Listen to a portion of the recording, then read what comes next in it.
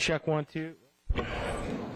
Check 1 2. Check mic check 1 2 3 4 5 6 7 8 9 10 1 2 3 4 5 6. We're hoping to get at least a 3-minute warning when they start walking, but we haven't got that yet. So 1 2 3 4 5 6 7. Everybody good?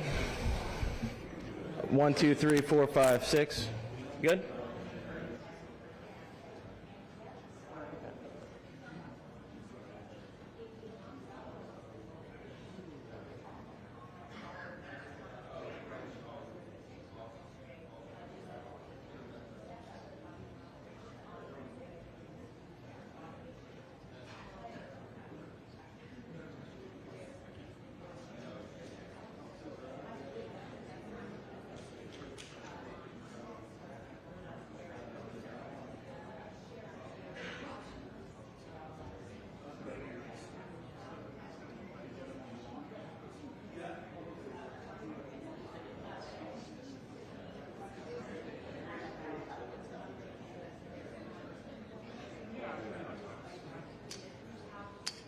You're right.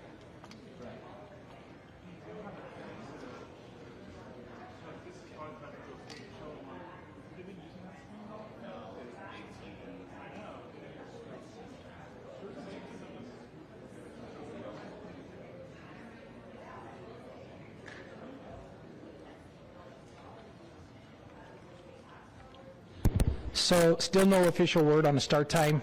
We will try to give at least a 5-minute warning on that, but we'll do our best on that. So.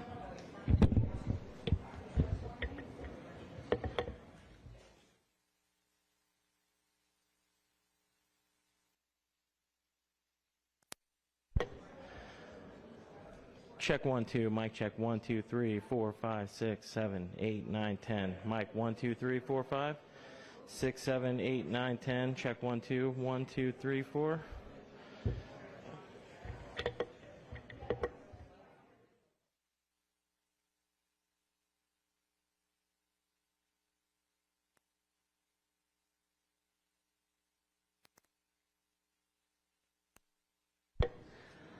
Hello, hello, testing, testing. Hi, everyone. We are 4 minutes out from starting the press conference. Thank you.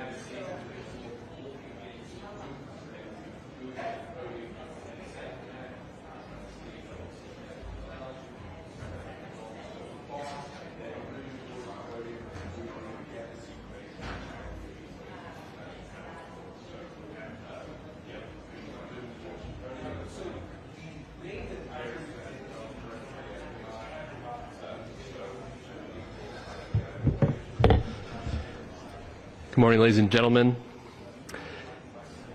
At today's press conference, we will hear from Governor Cox, FBI Director Kash Patel, and Sheriff Mike Smith. We also have with us Utah DPS Commissioner Bo Mason, Lieutenant Governor Deidre Henderson, FBI Special Agent in Charge Robert Bowles, and local and federal law enforcement partners. Following the remarks today, Governor Cox, Director Patel, and Commissioner Mason will take questions. Thank you.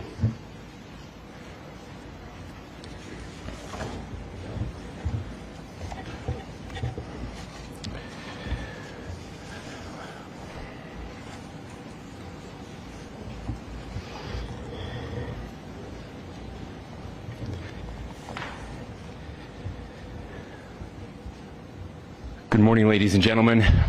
We got him. On the evening of September 11th, a family member of Tyler Robinson reached out to a family friend who contacted the Washington County Sheriff's Office with information that Robinson had confessed to them or implied that he had committed the incident. This information was relayed to the Utah County Sheriff's Office and scene investigators at Utah Valley University. This information was also conveyed to the FBI.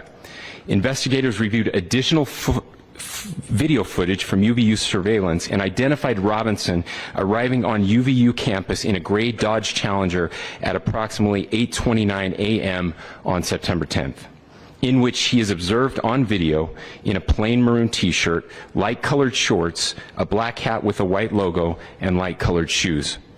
When encountered in person by investigators in Washington County on September 12th in the early morning hours, Robinson was observed in consistent clothing with those surveillance images. Investigators interviewed a family member of Robinson who stated that Robinson had become more political in recent years.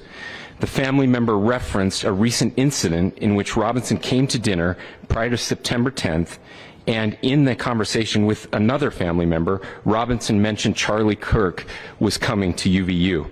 They talked about why they didn't like him and the viewpoints that he had. The family member also stated Kirk was full of hate and spreading hate.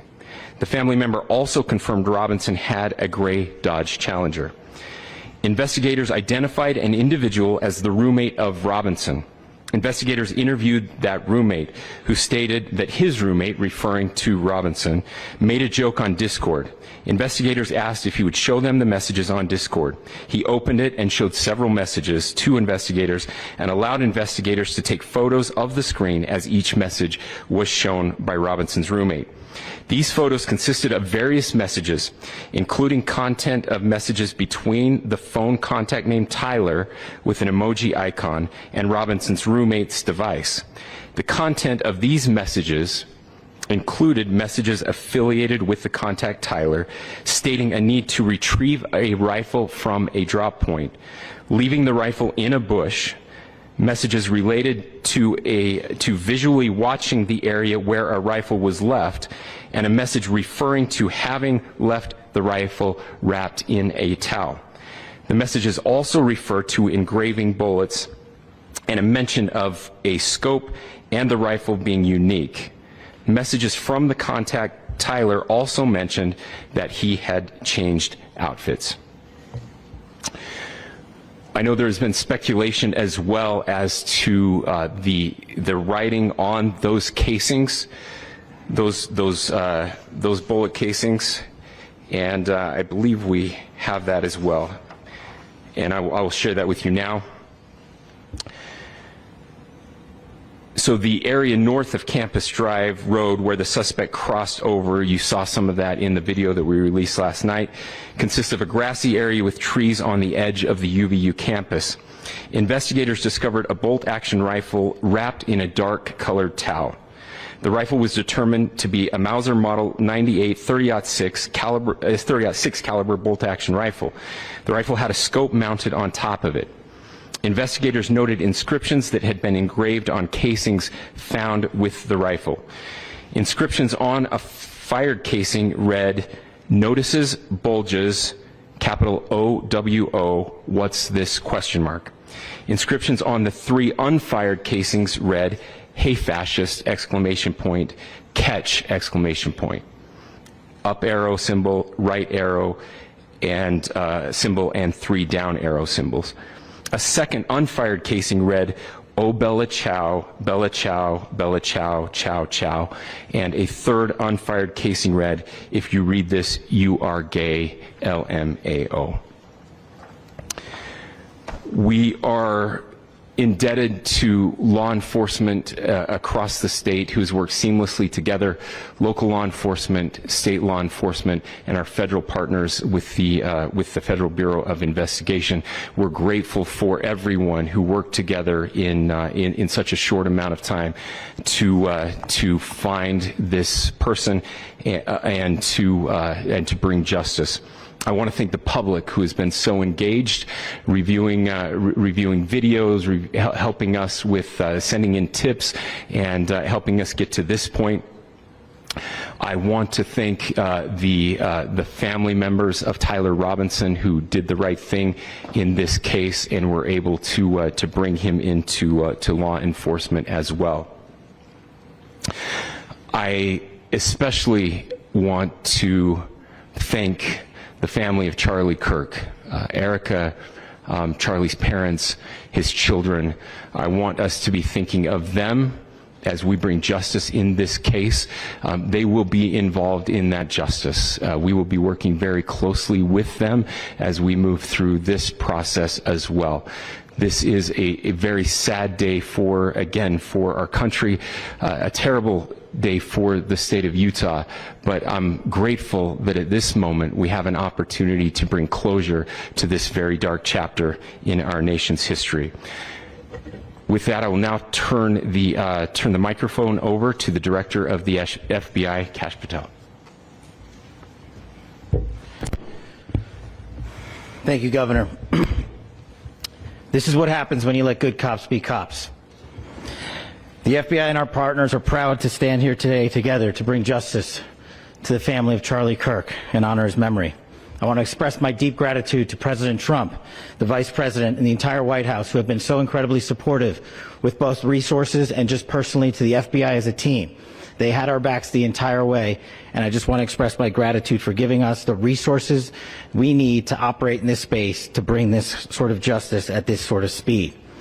In 33 hours, we have made historic progress for Charlie. Governor Cox, our partnership has been absolutely incredible these last few days. Our partnership will endure. Your state and local partners, your sheriffs, your DPS community has been unbelievably impressive in the hardest of times. And a case like this cannot be solved, cannot be brought without partnering with your state and local authorities. The FBI has a certain role to play, and we will play that role, and we will lead out for the federal government. But Governor Cox, we are so grateful for your state partnership that led out on this investigation. A little bit of the timeline. Charlie was shot at 12:23 p.m. on Wednesday.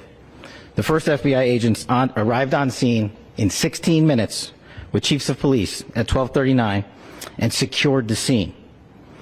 The FBI immediately launched fixed-wing assets. We utilized these assets to transport personnel, specialty technicians, hostage rescue teams. We also utilized these assets to go back and forth from the East Coast and here in Utah to transport forensic evidence and other evidence that will be analyzed and is being analyzed at our FBI laboratories in Quantico and other laboratories, including the ATF. At my direction, the FBI released the first set of FBI photos of the suspect at 10 a.m. local time on 9/11. Then, shortly thereafter, the FBI reward of $100,000 was released at 10:45 a.m. local. Myself and Deputy Director Bongino arrived on the scene at approximately 5:30 p.m. on 9/11. The governor led a press conference last night at approximately 8 p.m. where at my direction, the FBI released a never-before-seen video of the suspect. We also released new images to the public of the suspect. And just last night, the suspect was taken into custody at 10 p.m. local time. In less than 36 hours, 33 to be precise, thanks to the full weight of the federal government and leading out with the partners here in the state of Utah and Governor Cox, the suspect was apprehended in a historic time period. And I want to highlight what Governor Cox said. This would not have been possible without you, the media, and you, the public. That's why we went so public, so fast, and we're so transparent, and we're committed to that transparency. The crime scene, just a little bit there. It is a large crime scene. State and local authorities, along with federal authorities, processed that crime scene quickly. And I even had the ability to walk through that crime scene and walk through the steps the suspect took to learn more about what was needed and what resources we needed to bear to create a full picture for the FBI and leadership back in Washington. Furthermore, thankfully to state and local partners, forensic evidence has been seized and continues to be garnered. Forensic evidence has already been evaluated at FBI laboratories in Quantico and state and local authorities here. We will continue to process evidence as we see it, as we collect it, and we will continue to deliver it to Governor Cox and his team. Last night we had a total of approximately 7,000 leads. As of this morning, thanks to your great work, we have over 11,000 leads that were called in to the FBI. And we are running out every single lead that we can. Every one of those leads will be run out. The arrest is a testament to the dedication of good law enforcement being great, and partnerships in law enforcement, which I've tried to highlight as my tenure as the director of the FBI. There is no better relationship for law enforcement than the FBI to partner with state and local authorities, and you've seen it here in these last few days. The FBI Salt Lake field office, along with our offices in LA, Phoenix, Denver, San Antonio, Las Vegas, Pittsburgh, Buffalo, our headquarters component in Quantico, all participate in the FBI. I want to express my deep gratitude to the employees of the FBI, the men and women, the evidence response team tacticians, the special operators, the agents, the support staff. You have done monumental work in historic time when the public, who had a right to demand such an expeditious solving of an investigation, the FBI answered that call diligently, critically important to our nation, and we delivered. And I'm proud to be their leader, and I'm proud to be the director of the FBI. This is very much an ongoing investigation, as the governor said, and we will continue to work with state and local authorities to develop the investigation, to provide them the evidence they need for their ongoing prosecutions, and we will be here to answer every call they absolutely have, as long as it takes, for as long as we need to find and apprehend whatever suspects were involved in this crime. Lastly, to my friend Charlie Kirk, rest now, brother. We have the watch, and I'll see you in Valhalla.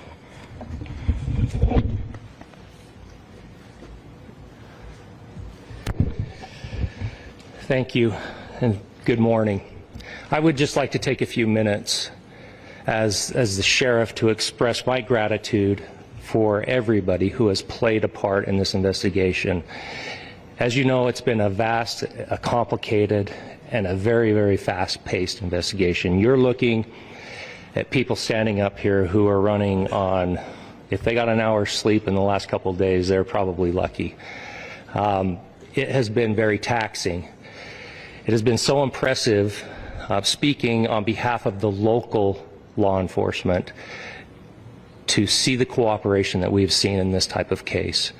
Across the state, sheriffs, chiefs, our state partners have stepped up and have come to the call on anything that we needed.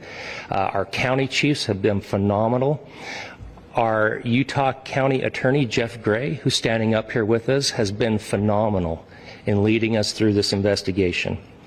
I would like to thank the federal government for their resources, their assets. Our local team here, our FBI team, has been extraordinary in helping us work through this and bring this person to justice. Most of all, I would like to thank the public, and specifically, I would like to thank the public who turned to prayers and who turned to positiveness for us. I would like to thank them on behalf of the law enforcement community, because we needed those prayers. That's what we needed to get through this. We needed your support, and you gave it to us. We needed your patience, and you gave it to us.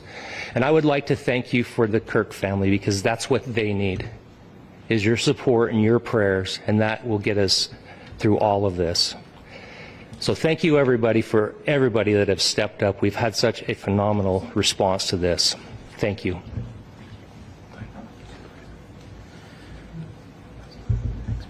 I also want to give a special thanks to the Attorney General and the Department of Justice. Their unwavering support and their commitment to justice is shown true here. And without AG Bondi and Deputy Attorney General Todd Blanche and the resources they brought to bear, we would not have been able to complete our mission. And I just want to say special thanks. It's an honor to be a part of the Department of Justice. Thank you again to our incredible law enforcement team who has worked so hard. Sheriff, I got a solid 90 minutes last night, so I'm probably the most well-rested person up here.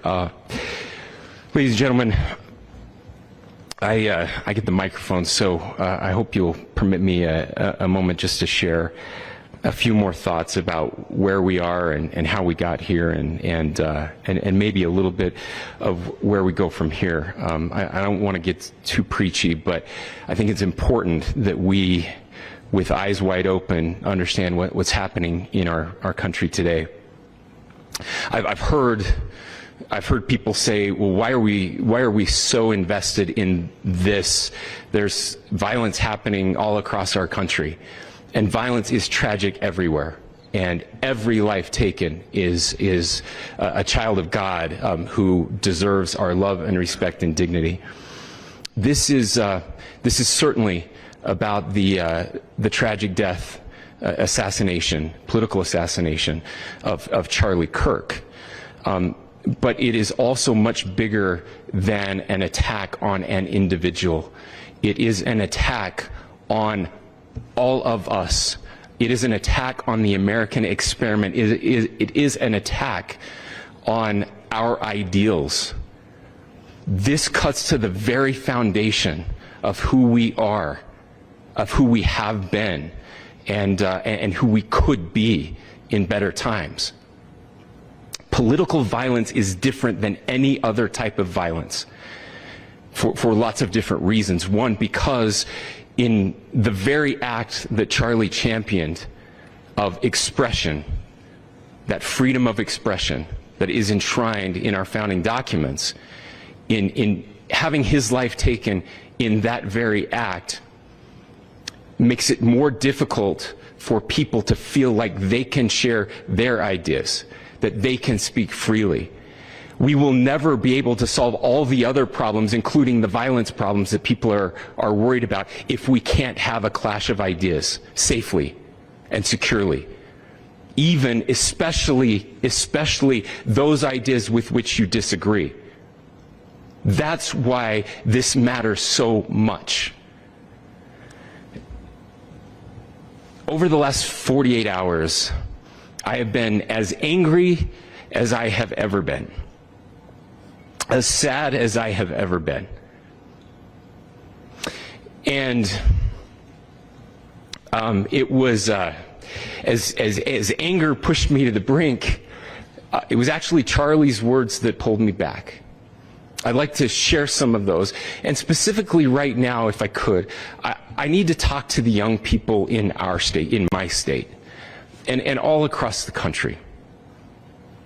As President Trump reminded me, he said, you know who really loved Charlie? The youths. And he's right. Young people loved Charlie, and young people hated Charlie.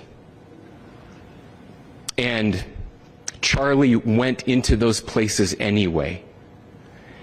And these are the words that have helped me. Charlie said, when people stop talking, that's when you get violence. He said, the weak can never forgive. Forgiveness is the attribute of the strong. The only way out of the labyrinth of suffering is to forgive. Welcome without judgment, love without condition, forgive without limit. He said, always forgive your enemies. Nothing annoys them so much. A few months ago, I referenced this last night, Charlie posted to social media, when things are moving very fast and people are losing their minds, it's important to stay grounded. Turn off your phone, read scripture, spend time with friends, and remember, internet fury is not real life. It's going to be okay. He again said, when you stop having a human connection with someone you disagree with, it becomes a lot easier to commit violence. He said, what we as a culture have to get back to is being able to have a reasonable agreement, where violence is not an option. Now, again, to my young friends out there, you are inheriting a country where politics feels like rage. It feels like rage is the only option. But through those words, we have a reminder that we can choose a different path. Your generation has an opportunity to build a culture that is very different than what we are suffering through right now.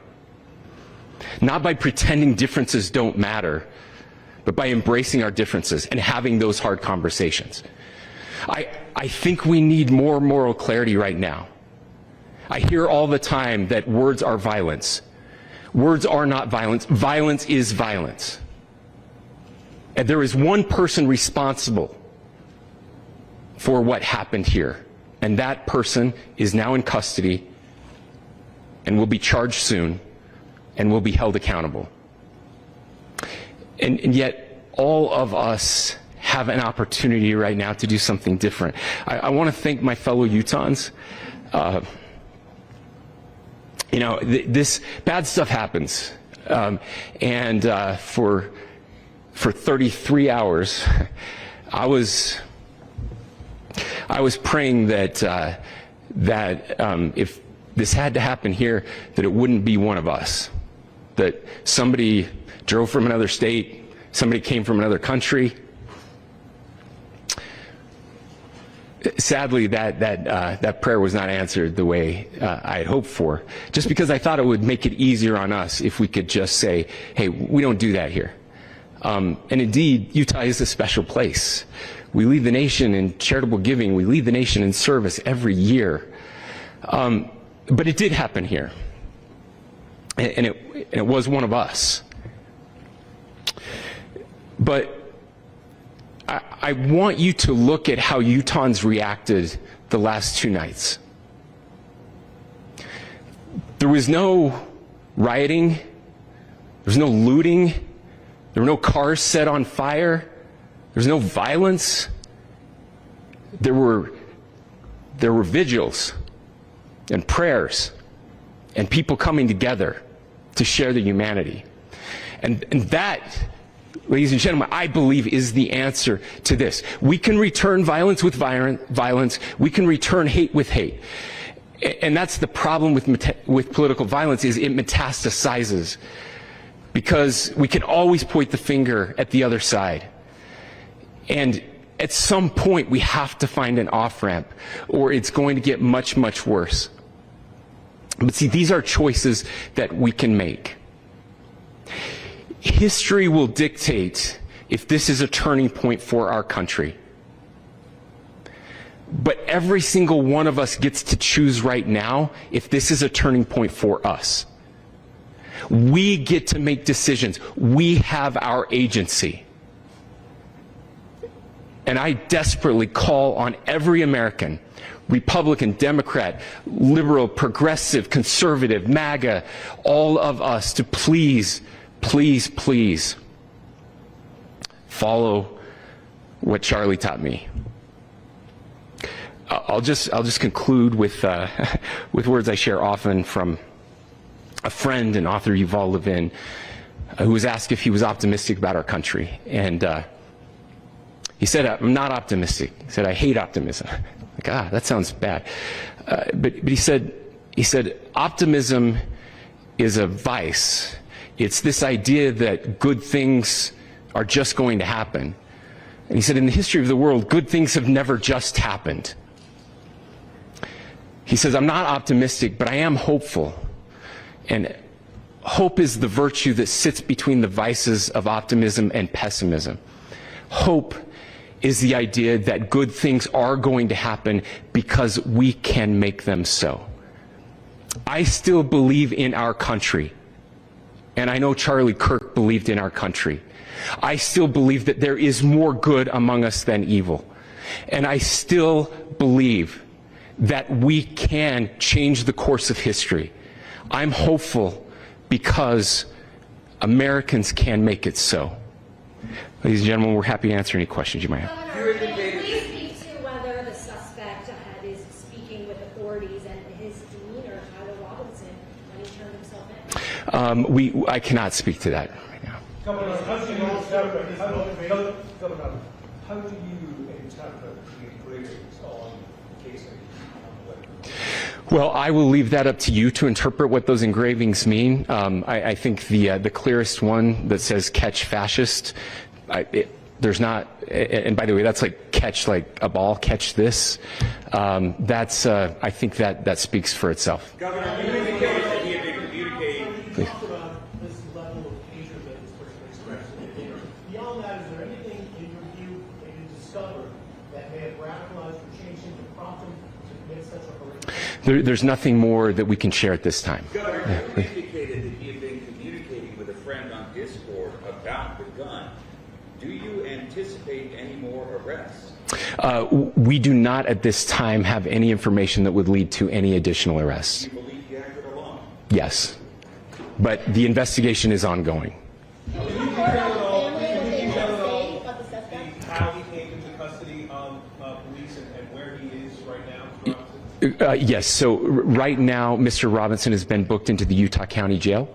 You heard the president this morning report that he was taken into custody, that his family and a friend helped to deliver him into custody of law enforcement in Washington County. For those of you that don't know where Washington County is, it is the southwesternmost part of the state of Utah. It's about a 3.5 to 4 hour drive from here, where we are right now, and that's where he lived and where they turned him in. Please, I'll go here. I can't share any more than what I've already shared. Yeah.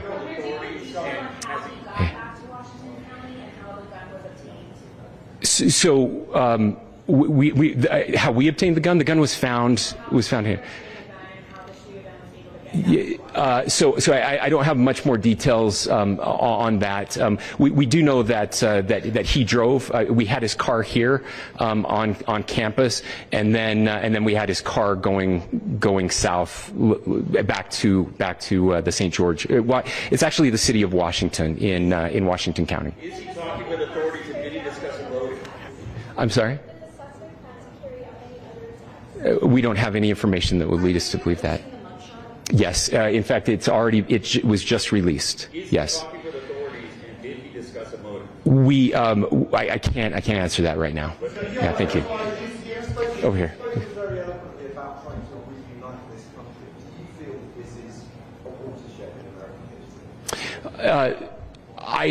I absolutely believe that this is a watershed in American history. Yes. The question is, what kind of watershed? And that chapter remains to be written. Is this the end of a dark chapter in our history, or the beginning of a darker chapter in our history? Look, I mean, if you look at true political assassinations in this country of someone of this stature, this feels a lot like the late 60s, and having one so gruesomely displayed on camera in all of our hands and in all of our pockets.